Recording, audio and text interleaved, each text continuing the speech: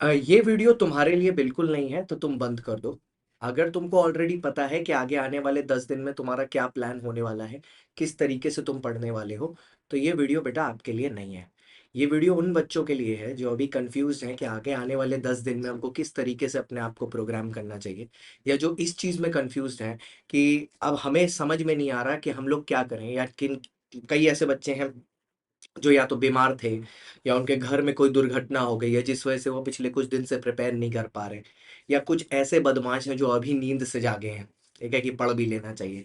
वैसे ये बच्चे बड़े बदमाश हैं, बट क्या करें, पिता होता है, बच्चे बदमाश हो या अच्छे हो, प्यार तो सभी से करता है। तो ये उनके लिए बिल्कुल नहीं है जिनको ऑलरेडी पता है। मैं तो उनको सीधा बोल रहा हूँ, आप वीडियो को स्किप करके आगे बढ़ा दीजिए। पर अगर आपको कंफ्यूजन है कि अगले 10 दिन में किस तरीके से प्रिपेयर किया जाए सारे के सारे सब्जेक्ट्स के लिए, not just about law, so I just help you out quickly एक शॉर्ट वीडियो बना के। आओ चलो सीधे वीडियो की तरफ चलते हैं। Okay, so now there are certain things we need to understand. सबसे पहली बात कि हमारा जो एग्जाम डे है, ठीक है, वो होने वाला है 16th ऑफ सितंबर, ठीक है।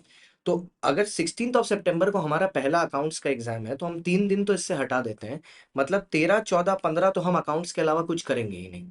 यहाँ तो हमारा पूरा फोकस ही सिर्फ अकाउंटेंसी पे होगा, इसके अलावा हम कुछ नहीं करने वाले, इनफैक्ट 16 की मॉर्निंग तक, ठीक है। तो अब बात आती है इस 10 दिन में हमें क्या करना है, जो रिमेनिंग 10 डेज है हमारे पास, उसमें क्या करना है from the 3rd September till the 12th सितंबर, किस तरीके से प्रिपेयर करना है। देखो सर, क्या क्या चीजें ध्यान में रखनी है आपको, पहले ये समझिए कि इस 10 दिन में you have to target at least 2 full papers of law. एक तो कल होने वाला है, एक और आपको खुद से करना है, मतलब 2 फुल पेपर आपको सॉल्व करने हैं प्रॉपर 3 घंटा देके। Sir model test paper institute 10 model test paper available करवाता है, ठीक है, प्लेटफॉर्म पर है, आईसीआई की वेबसाइट पर। आप उस 10 मॉडल पेपर में से कोई भी पेपर सॉल्व कर सकते हो बिंदास 3 घंटा रख के।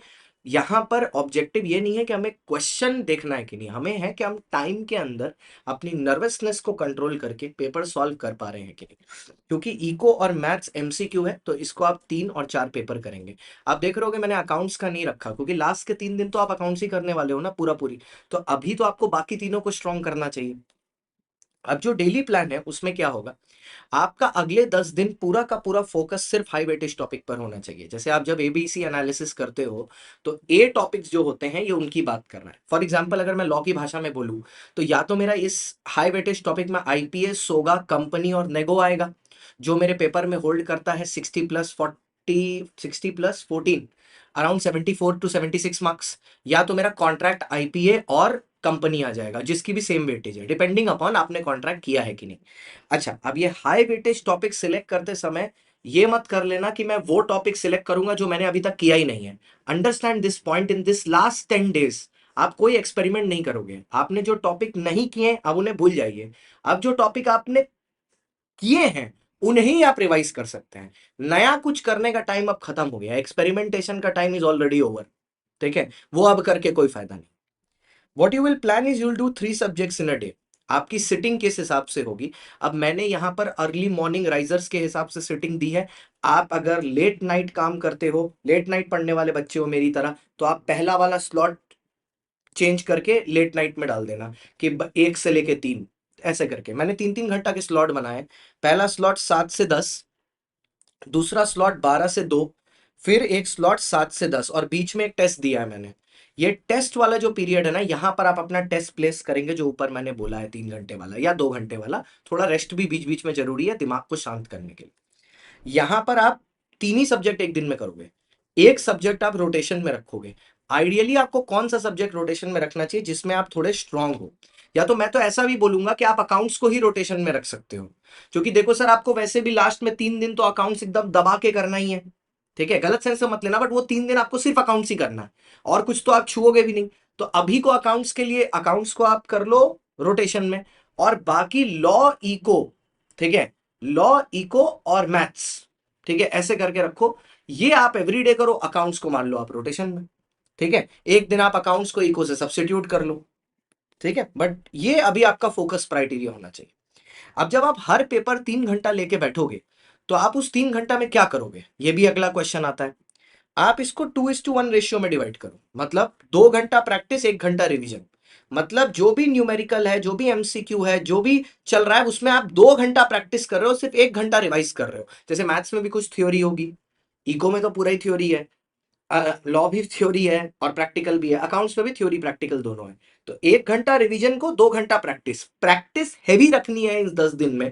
रीजन बीइंग, थ्योरी तो जब आपका 1.5 डे बचा होगा तभी भी आप रिवाइज कर सकते हो, बट उस 1.5 डे में आप उतनी प्रैक्टिस नहीं कर पाओगे जितना इस 10 दिन में कर सकते हो। समझ रहे हो मेरी बात? तो 10 × 2 अगर करते हो आप 20 घंटा प्रैक्टिस कर सकते हो। उस 1.5 दिन में आप 20 घंटा प्रैक्टिस कर ही नहीं पाओगे, कोई हालत में नहीं कर पाओगे, क्योंकि वहां आपको रिवीजन भी करना होगा। तो रिवीजन वहां करो, रिवीजन थोड़ा सा यहां भी करो, बट मेजॉरिटी रिवीजन वहां करना है। यहां पर मेन फोकस आपको अपनी प्रैक्टिस पर रखना है।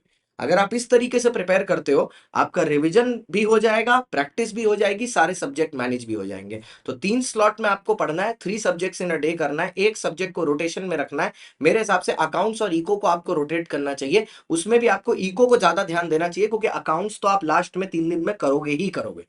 ठीक है, सो इस प्लान के हिसाब से आप मूव करो, एंड आई थिंक 10 दिन का डायरेक्शन आपको इससे मिल जाएगा, how to go about for the next 10 days.